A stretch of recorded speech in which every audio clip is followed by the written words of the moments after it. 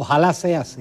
Osiris, yo quería preguntarte, ¿es correcto la disposición gubernamental de que a partir del mediodía cesen las labores públicas y privadas? ¿Cuál es el peor escenario que tú esperas del fenómeno y dónde tú lo esperas?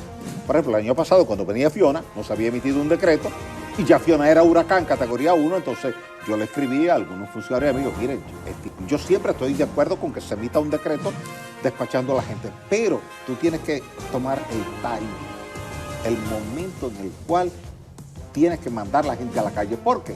Porque si emites el decreto y todavía el fenómeno está lejos de ti y no te ha llegado el peor efecto, y el decreto pierde su tiempo de efectividad y todavía el fenómeno no te ha llegado, entonces hay un pequeñito problema, lo que llamamos un delay en tecnología. Entonces, siempre tú tienes que ver, ok, vamos a emitir el decreto, estamos de acuerdo. ¿Qué ocurre ahí? Yo siempre creo que el momento es importante, más que emitir el decreto, ok. Entonces tú adviertes a la gente, estamos preparando un decreto, que se dijo cuando yo nací, estamos preparando un decreto, entonces ya la gente sabe que viene un decreto, está preocupado por ello. Ahora, si el decreto pierde vigencia, porque es por 24 horas, digamos, para la tarde de hoy, y ya mañana tú tienes que ir a laborar, y todavía mañana te está lloviendo, y en alguna zona donde no te llovió hoy, te llueve mañana, y dices, pero ahora es que yo necesito el decreto, a emitir el decreto con un periodo que sea coincidente con el periodo donde tú más lo necesitas y donde la gente más lo necesita.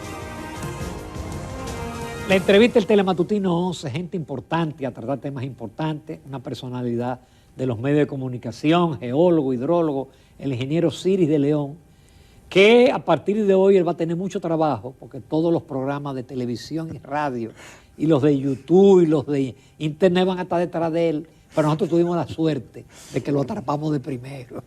Buenos días, Osiris. Buenos días, Ramón. Buenos días, Jacqueline. Y miembro de la Academia de Ciencias. Me río porque tú hiciste una introducción ahorita en el programa que es totalmente válida, porque ciertamente tú habías convocado la semana anterior, estando yo fuera del país, pero tú no te imaginabas, ni Jacqueline ni yo, que íbamos a tener una situación meteorológica coincidente con el horario de la entrevista. Qué bueno.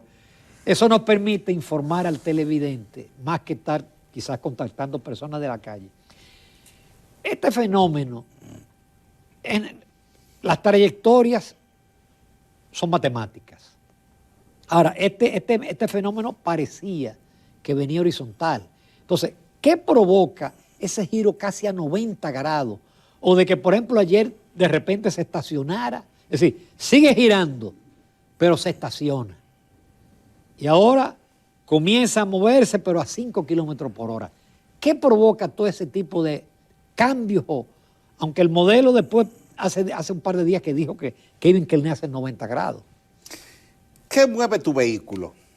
El combustible que llega al motor y hace un proceso de combustión, empuja un pistón, genera una energía y lo mueve. ¿Qué mueve un fenómeno meteorológico? Una masa de viento que está detrás y que lo va empujando. Como llegó Cristóbal Colón aquí en 1492, empujado por una masa de viento. Pero él no sabía dónde había llegado. Él creía que había llegado a la India. A India. Y estaba aquí, en el Caribe. O sea, totalmente perdido realmente. Y Colón muere creyendo firmemente que había llegado a la India. Y por eso nos llamaban indios, a nosotros, nuestra cédula, color indio. Entonces, ese fenómeno meteorológico, que en este caso es Franklin, está en la zona del Mar Caribe. En el Mar Caribe, Ramón, los vientos predominantes son del sureste al noroeste. Es decir, es como venir de las Antillas Menores hacia las Antillas Mayores y desde ahí seguir hacia la Florida y el Golfo de México. Esa es la tendencia, nunca al revés, salvo una situación muy excepcional. Ahora bien, ¿de qué depende? Depende de la presión barométrica, depende de la temperatura y depende de esa masa de viento. Si tú tienes una zona con alta presión, es como si tú tuvieras ahí una valla invisible de presión. Como aquellas películas de ciencia ficción que tú veías cuando tú eras muchacho, que había un campo electromagnético que tú no lo veías, pero no te dejaba pasar. Pero no te dejaba pasar. Eso pasa. Cuando tú tienes una zona de alta presión y tú ves que le dicen un anticiclón, es que el ciclón no puede moverse por ahí, porque el ciclón se mueve por donde hay baja presión. O sea, aquí hay, por ejemplo, 890 milibares y aquí hay 1010 milibares, se va por aquí. Es como el agua se va por lo más bajito, nunca por lo alto. El fenómeno Perdón, la temperatura del océano también está alta. Entonces, cuando tú tienes una alta temperatura, te genera mucho vapor de agua.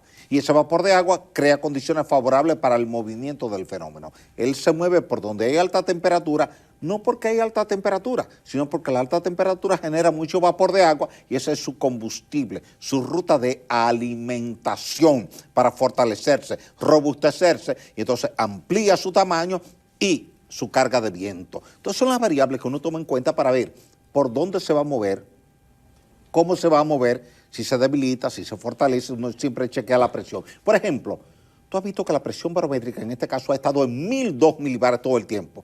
No está bajando. Por tanto, tú dices, no se está fortaleciendo. No esperes que en el próximo boletín va a estar más fuerte. ¿Por qué? Porque mantiene la misma presión barométrica. ¿Por qué? Porque hay resequedad del aire. ¿Y por qué hay resequedad del aire? Porque no hay mucho vapor de agua. Y el poco vapor de agua está compitiendo con el polvo del Sahara, que trata de atrapar también el mismo vapor de agua que el fenómeno meteorológico trata de atrapar.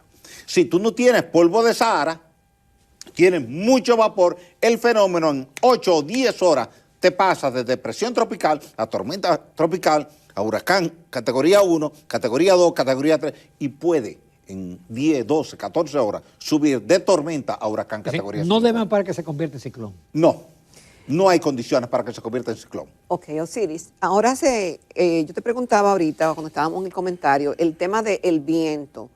Y te preguntaba que si 85 kilómetros por hora es mucho o es poco o era manejable. El tema aquí no será el viento, sino la lluvia. Así es. Ante esa situación, ¿qué es lo que debemos esperar y cómo evitar, si no es por el viento, que las lluvias sean desastrosas? Ok, mira, en el momento actual, Jacqueline, tú tienes lluvia en toda la franja litoral sur, desde Boca de Yuma y Juanillo hasta llegar a Barahona, Paraíso y Enriquillo. Santo Domingo tiene lluvia desde las 5 de la mañana, pero igual Boca Chica, Juan Dolio, San Pedro, Jaina, San Cristóbal, toda la banda sur. En el norte ahora mismo no te está lloviendo. Santiago, Navarrete, Esperanza, Mao, Castañuela, Villa Vázquez, no te está lloviendo. Porque el fenómeno está a 400 kilómetros al sur de Santo Domingo, su centro, o lo que se supone que es su centro. Porque ocurre que cuando tú tienes una tormenta, el centro no está definido. Ajá. Tú lo estimas en función de la rotación, diferente a un huracán. Exacto, un huracán categoría 2 o 3, tú ves el ojo, tú dices, míralo ahí. Y hasta un niño de 5 años dice, míralo ahí, el ojo. Este no es el caso. Entonces tú tienes que estimar, más o menos, con un esfuerzo, en función de las imágenes de satélite, por dónde puede estar el centro. Eso es lo que hace que tú veas algunas posiciones que te lucen erráticas. Se movió para la izquierda, para la derecha, para arriba, para abajo. ¿Y qué es esto? No, realmente no. A veces son errores de posicionamiento. ¿De qué? Del centro. Porque al no estar definido el centro, se estima, mira, yo estimo que está aquí. Y 3 horas más tarde tienes que emitir otro boletín y dice, yo estimo que está aquí. Pero realmente al final, cuando tú has tomado todos esos puntos, como cuando Ramón Núñez Ramírez estaba en la universidad y tenía que hacer un gráfico XY con una serie de puntos, entonces, ¿qué hacía? Tomaba una ruta promedio para calcular la línea de la ecuación de una recta. Eso tú lo haces al final. Pero en el interín tú tienes que informarle a la población, pues la población está esperando información. ¿Dónde está? ¿Qué tan fuerte o qué tan débil está? Entonces se hacen estimaciones y luego tú dices, no, pero es que él no puede bajar acá, luego subir aquí, luego moverse allá. Son pequeños errores normales en la apreciación. Perdón, todavía no es predecible por dónde va a pasar el ojo. Mira, es que no hay tú dijiste ahorita, con mucha razón, que desde ayer a las 5 de la tarde está cuasi estacionario. Porque cuando se ha movido 5 kilómetros por hora, como tú dijiste. Eso quiere decir que está en una misma área, tratando de salir de esa área, pero no encuentra condiciones favorables para salir del área porque no tiene suficiente masa de viento para empujarlo y salir de ahí. Desde ayer a las 5 de la tarde está donde está ahora. Un poquito más arriba, un poquito más abajo, pero esas son ubicaciones estimadas. Pero en realidad él está ahí. Fíjate que un avión cazahuracanes de reconocimiento que recorrió el área ayer tarde a las 5, reportó, está estacionario. ¿Por qué? Porque el rato que estuvo ahí, sobrevolándolo y lanzando sondas para medir presión, temperatura, flujo de viento, desplazamiento, no encontró desplazamiento lateral, solamente la rotación típica, que son los 85 kilómetros por hora, a lo que tú te refieres, que es el viento de rotación. Osiris, hay personas que todavía están apostando a que esto cambie.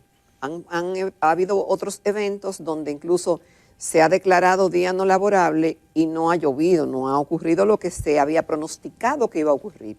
En este caso de Franklin, ¿es seguro que viene y es seguro que habrán lluvias? En el caso de Franklin es cambiar. seguro que hay lluvia. Yo no estoy seguro que venga. Sí estoy seguro que vas a tener lluvia en la mañana de hoy martes, al mediodía de hoy martes, en la tarde de hoy martes y en la noche de hoy martes en la banda sur. Y ya en la noche, tarde y la madrugada y la mañana de mañana te vas a mover un poquito más hacia el norte con ese campo nuboso y te va a cubrir parte importante del Cibao, incluyendo Santiago. Y eso te va a durar hasta 8, 9, 10 de la noche de mañana y ya. Esa lluvia también te incluye, como ustedes decían, Haití, la zona de Puerto Príncipe, te va a estar lloviendo al final de la tarde de hoy, en la noche de hoy, en la madrugada de mañana. Pero Es decir, que esa trayectoria podría modificarse. totalmente. Es que, mira, ese giro está muy forzado. Si tú observas el giro de los modelos, porque son los modelos que están planteando eso, ¿qué se hace? Se toma la información meteorológica en la fecha, se toma la presión, la temperatura, el flujo de viento, y se marca un giro. Observa ese giro que los muchachos te han puesto ahí en pantalla. Primero, ahí te está atravesando la cordillera central. Es muy difícil que un fenómeno meteorológico se te enfrente con un sistema montañoso de 3.087 metros de altura, como en la zona del Pico Duarte, y cruce bien al otro lado. Se degrada generalmente o se desvía lateralmente. Fíjate que muchas veces cuando uno está haciendo un análisis con un fenómeno que todavía no ha llegado a Puerto Rico, uno siempre dice, esperemos a que toque a Puerto Rico. ¿Y por qué? Porque depende de por dónde toca el sistema montañoso del Yunque. Si lo toca por la esquina noreste, se va hacia el Atlántico. Si lo toca por la esquina suroeste, se va hacia el Caribe. Y eso es importante. Es como un proyectil que tú lanzas. Depende de qué tanto tú cambies el ángulo. Porque una milésima que cambia en la distancia proyectado es un cambio significativo. Eso quiere decir que por la posición donde ha estado y por la trayectoria que traía desde antenoche, yo publiqué un post en mis redes sociales, en mi cuenta de Twitter, donde decía que ese giro lo veía muy cerrado, muy rígido, muy anguloso, prácticamente 100 grados. Y un fenómeno meteorológico en una zona donde los vientos predominantes vienen del sureste al noroeste, tiene que competir con ese viento, vencer ese viento y encontrarse un túnel de viento que le favorezca. Ahora, ¿dónde tú tienes un túnel de viento? En el canal de la Mona y tienes otro en el canal de los vientos de Jamaica. Ahí sí los fenómenos tienen facilidad de moverse. ¿Por qué? Porque entre tierra y agua el fenómeno prefiere el agua porque tiene vapor de agua ahí, que le favorece. Pero entre un sistema montañoso alto y una zona marina, el fenómeno se te va por la zona marina y no por el sistema montañoso. Quiere decir que cuando tú ves la morfología en la zona y ves los mares, yo te diría que atravesar la cordillera central no es muy sencillo en ruta sur-norte, proyectado hacia el Pico Duarte. Yo estimo que el fenómeno va a seguir más hacia el noroeste por la zona del Mar Caribe, aunque eso no impide que te caiga lluvia en todo el territorio nacional hoy y mañana, mayormente en la mitad sur de la cordillera central hacia el Mar Caribe. Nos vamos a una pausa, pero un distinguido televidente, el doctor Servio Tulio Castaños, amigo y hermano, te manda a decir, dile a Osiris que es la mejor explicación que yo haya escuchado. Un genio. No se lo deje decir. Saludos, Servio Tulio. Abrazo, gracias por estar con nosotros en el programa. Nos vamos a comerciales, todavía tenemos mucho de qué hablar, de huracanes, de tormentas y de Franklin. Continuamos esta mañana en Telematutino 11. Nos acompaña el ingeniero Osiris de León, hidrólogo, geólogo y comunicador. Osiris, uno de los puntos que pudiéramos decir esperanzador y luminoso de lo que pudiera ser un fenómeno como este de lluvia es el tema de las presas. y que siempre son motivo de preocupación, pero en este caso las autoridades han dicho que no lo serán, en razón de que estamos operando por un nivel bajo. Este impacto de lluvia para las presas, ¿qué tan significativo es o se podría hacer? Mira, es el único impacto positivo que vamos a tener en el tránsito de este fenómeno por el Mar Caribe. ¿Y la Que agricultura? te va a aportar lluvia. La agricultura está vinculada Dependiendo. directamente al tema de las presas, porque tú sabes que de las presas salen los canales de riego. Sí. Y precisamente es la agricultura la que ha consumido el mayor volumen de agua de las presas a lo largo de este año de sequía que hemos tenido. Tú sabes que estamos teniendo sequía desde final del año pasado, desde diciembre. ¿Esto marcaría un punto de inflexión de cambio de esa sequía? No necesariamente, la sequía continúa, porque es distinto cuando tú tienes una lluvia por una vaguada, una tormenta, un huracán, a una sequía. La sequía es una, perdón, es una disminución del régimen pluviométrico en por lo menos un 25%.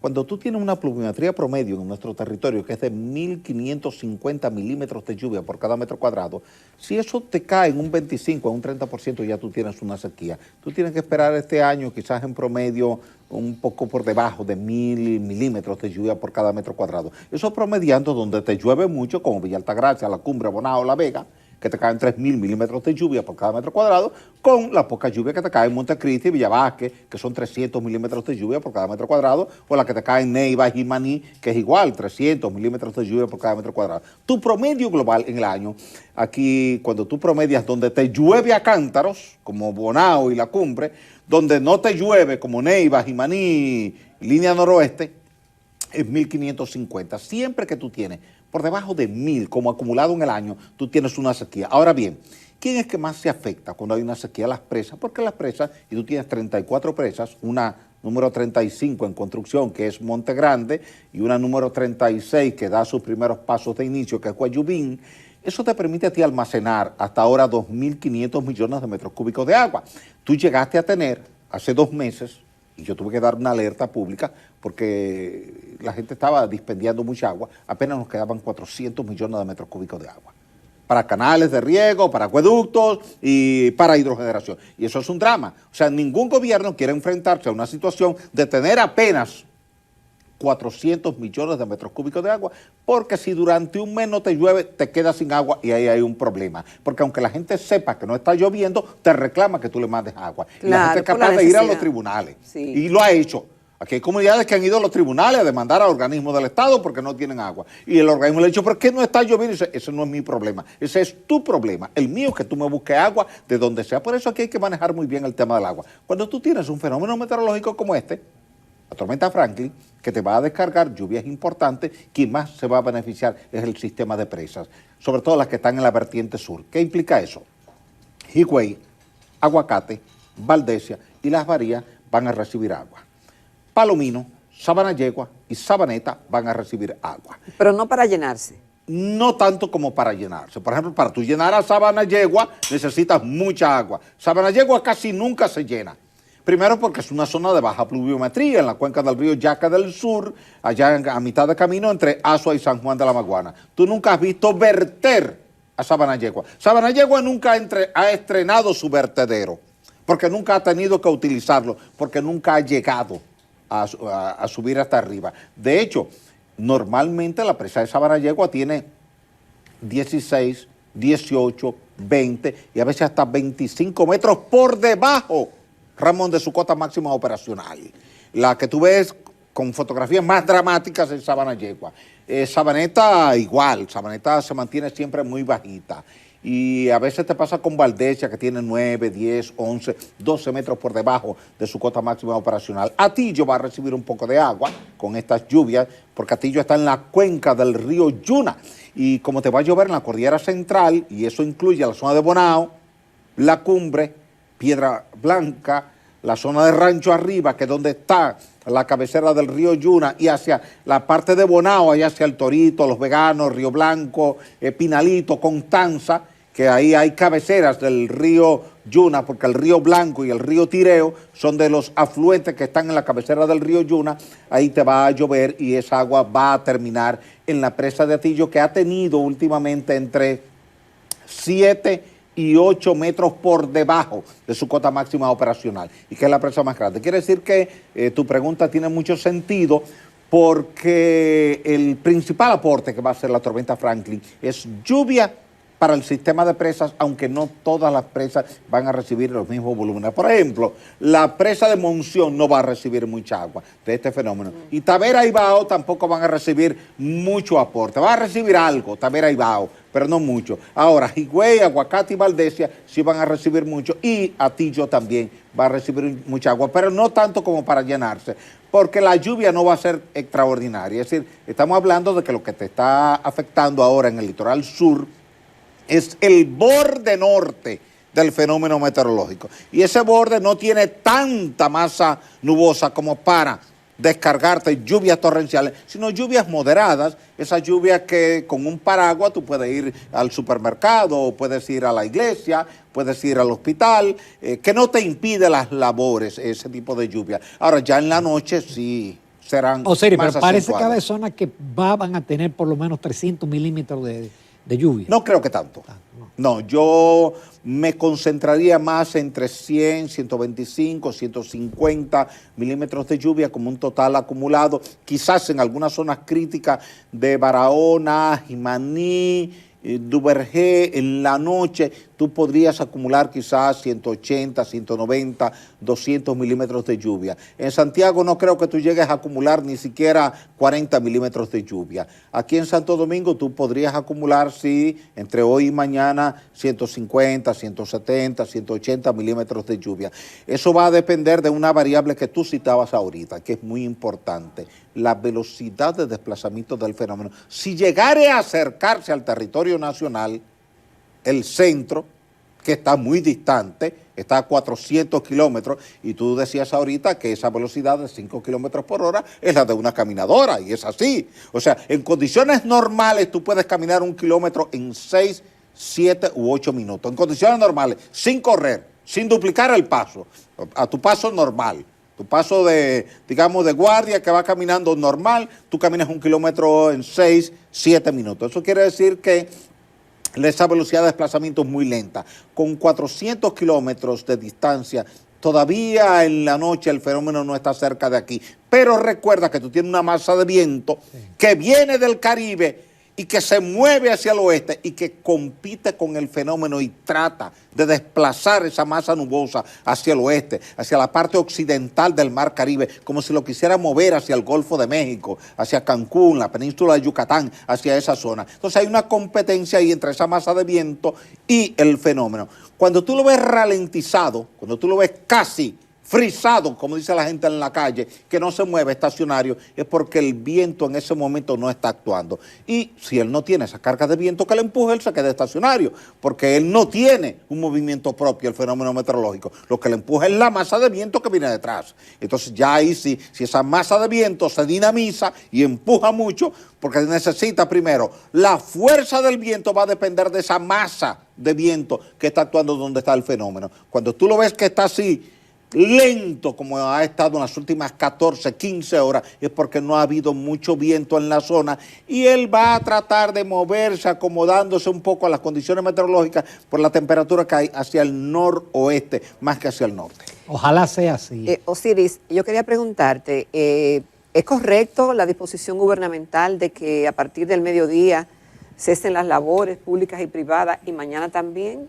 Y si tú recomiendas o no recomiendas ningún desplazamiento interurbano hasta que no pase el fenómeno. Mira, ese es un tema delicado y complicado, y va en la dirección de todo lo que hemos estado planteando hoy, porque siempre depende de cuál es el peor escenario que tú esperas del fenómeno y dónde tú lo esperas. Por ejemplo, el año pasado, cuando venía Fiona, no se había emitido un decreto, y ya Fiona era huracán categoría 1, entonces yo le escribí a algunos funcionarios amigos: miren, es tiempo ya de emitir el decreto declarando no laborable, para que la gente se vaya a su casa a cuidar su familia, sus propiedades y evitar contingencia. En este caso, se hizo de buena fe el decreto. Y yo siempre estoy de acuerdo con que se emita un decreto despachando a la gente, pero tú tienes que tomar el timing, el momento en el cual tienes que mandar a la gente a la calle. ¿Por qué? Porque si emites el decreto y todavía el fenómeno está lejos de ti, y no te ha llegado el peor efecto, y el decreto pierde su tiempo de efectividad, y todavía el fenómeno no te ha llegado, entonces hay un pequeñito problema, lo que llamamos un delay en tecnología. Entonces, siempre tú tienes que ver, ok, vamos a emitir el decreto, estamos de acuerdo, en qué momento o a partir de qué hora. Tú lo emites ahora y tú dices, bueno, el decreto va a ser efectivo a partir de el miércoles a las 6 de la mañana. ¿Por qué? Porque todavía en la tarde de hoy tú no lo vas a necesitar. Te va a estar lloviendo en algunas áreas, pero tú no vas a sentir carga de viento. Y al dominicano le gusta mucho criticar todo. No llovió nada. Un decreto, mira, entonces no está lloviendo. Mira, Sí, en Santiago te van a decir cuando no vean que llegó la tarde, no hay lluvia, no hay viento. ¿Y para qué esto? Exacto. Entonces, una pérdida, porque como quiera claro, que sea, entonces, un riesgo. ¿qué ocurre ahí? Yo siempre creo que el momento es importante, más que emitir el decreto. Ok, entonces tú adviertas a la gente, estamos preparando un decreto, que se dijo cuando Fiona, sí, estamos preparando un decreto, entonces ya la gente sabe que viene un decreto. Entonces tú le das efectividad al decreto para que sea coincidente con el periodo donde tú más lo necesitas para que sea efectivo. La gente te lo apoya, la gente te lo aplaude y la gente ve que tú estás preocupado por ello. Ahora, si el decreto pierde vigencia, porque es por 24 horas, digamos para la tarde de hoy, y ya mañana tú tienes que ir a laborar, y todavía mañana te está lloviendo, y en algunas zonas donde no te llovió hoy, te llueve mañana, y dices, pero ahora es que yo necesito el decreto, y el decreto perdió vigencia. Entonces siempre es bueno ver cómo va avanzando el fenómeno meteorológico, y esa reunión del equipo de trabajo que se hace siempre con la mejor intención y que es necesaria, entonces tú tienes que llevarte a emitir el decreto con un periodo que sea coincidente con el periodo donde tú más lo necesitas y donde la gente más lo necesita. Pero quizás fue el trauma por lo que ocurrió el año pasado, que no se avisó, sí, y murieron 4 personas. Eso influye. Estoy de acuerdo contigo.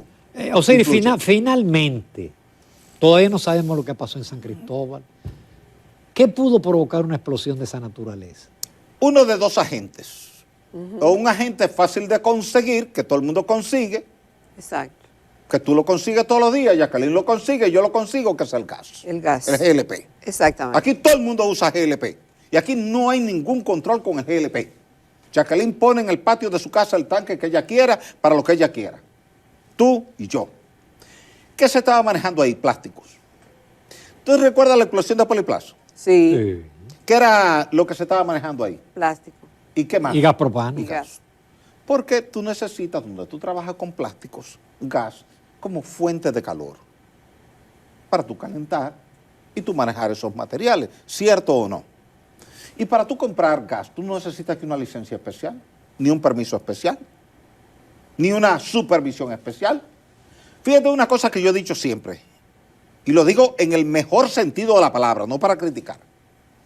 Si alguien dice aquí que tiene un cartucho de dinamita, todo el mundo sale corriendo, con pánico. Y vienen las autoridades y te llevan preso. Si alguien está con un cilindro de gas, nadie entra en pánico y ninguna autoridad viene a buscarte. No, ese lo Tú ves la gente que anda en un motoconcho con un cilindro de gas de 100 libras y no sabe que el poder explosivo del cilindro de gas es muy superior al de la dinamita, numéricamente, en términos de poder de energía. Es más fuerte el gas que la dinamita. Claro. Por eso, tú has visto el nivel de destrucción que hay ahí en San Cristóbal. Ustedes han visto yo estuve allá el viernes. Aquello hay que verlo. Tú que eres ingeniero, paredes de hormigón, que no son nuevas, que son viejas, como se hacía antes, que tienen 30 centímetros de espesor. 30 centímetros. No blog de 6 ni blog de 8. Hormigón vaciado. Triturada. Pero triturada pulverizada. Oh, fresco. El banco que sale afectado estaba a 30 metros. La onda expansiva perfora 2 huecos y mata a personas que estaban laborando dentro de la institución a 30 metros. La onda genera rotura de cristales en 500 metros a la redonda. Si estamos hablando de un radio de 500 metros, entonces el diámetro son 1000 metros. Quiere decir que de extremo a extremo había 1000 metros, 1 kilómetro. No estamos hablando de una explosión, de una vejiga. Estamos hablando de ni de un cortocircuito. Ni una sustancia que estaba ahí, que liberó un poquito de gas y que podía explotar y romper una puerta, una ventana, un mostrador, un cuadro, pero no al nivel de destrucción, a nivel de hormigón que provocó. Fíjate que en ese banco, si tú revisas el segundo nivel, y yo lo hice, las rejas metálicas de protección están rotas justo en la dirección en que salió la onda expansiva sur-norte. Y las estructuras donde murieron las personas en el baño, que está justo del lado oeste, donde estaba la veterinaria, la agroveterinaria La Esperanza, y al lado el otro establecimiento comercial, le quedaba justo al oeste. Todo lo que quedaba justo al norte de ese eje y justo al oeste quedó destruido, pero en el área está destruida. Vi que estaban buscando el punto hacia el este de esa área. No, tú lo buscas en función de un análisis vectorial, cómo están movidas las paredes, las columnas, las vigas, los muros, los pisos, las varillas y las estructuras vecinas. Entonces tú vas poniéndole vectores a cada uno para ver dónde tuvo el mayor impacto y tú determinar. Para mí, ahí había un agente gaseoso en alto volumen que fue mal manejado y generó esa explosión. El daño es extraordinario. Exactamente, tremenda explicación, Osiris. Muchísimas gracias. Yo sé que tú tienes muchísimo trabajo entre hoy y mañana en 75 programas. Gracias, Así Osiris. es, así Gracias, es. Osiris. Gracias, Ramón. Gracias, Continuamos. Jacqueline. Gracias al pueblo dominicano. Saludos para todos.